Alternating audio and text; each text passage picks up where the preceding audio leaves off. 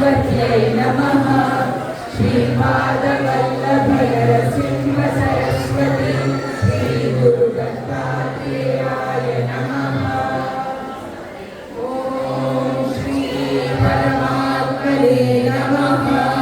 अथर्वादशोऽध्यायः भक्तियोगः। अर्जुन उवाच एवं सततयुक्ताये भक्ताः पर्युपासते ये चाप्यक्षरमव्यक्तं तेषां के योगवित्तमाः। श्रीभगवानुवाच मय्यावेशमनो ये मां नित्ययुक्ता उपासते श्रद्धया परयोपेताः ते मे युक्ततमा मताः। एकक्षरमनिर्देश्यम् अव्यक्तं पर्युपासते सर्वत्र गमचिन्त्यं च कूटस्थमचलं ध्रुवं सन्नियम्येन्द्रियग्रामं सर्वत्र समबुद्धयः ते प्राप्नुवन्ति मामेव सर्वभूतहिते रताः।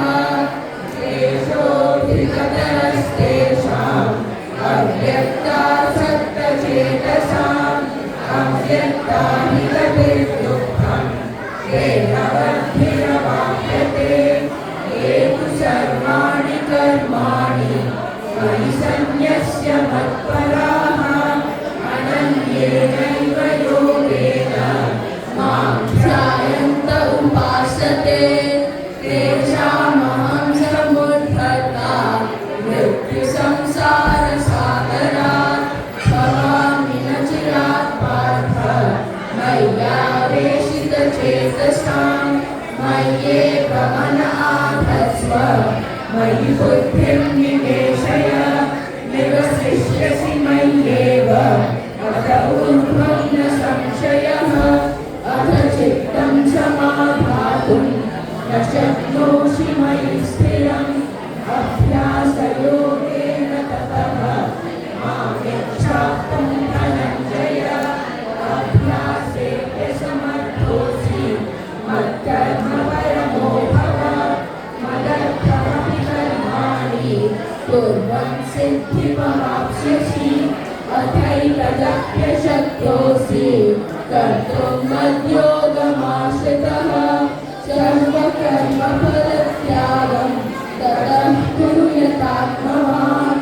श्रेयो हि ज्ञानमभ्यासात् ज्ञानात् ध्यानं विशिष्यते। ध्यानात् कर्मफलत्यागः त्यागात् शान्तिरनन्तरम्। अद्वेष्टा सर्वभूतानां मैत्रः करुण एव च निर्ममो निरहङ्कारः समदुःखसुखः क्षमी सन्तुष्टः सततं योगी यदात्मा दृढनिश्चयः। मय्यर्पितमनो बुद्धिः यो मद्भक्तश्च मे प्रियः। यस्मान्नो विजते लोकः लोकान्नो विजते च यः। हर्षामष्टभयोद्वेगैः मुक्तो यस्य च मे प्रियः। अनपेक्षश्रुचिर्दक्षः उदासीनो गतव्यतः सर्वारम्भपरित्यागी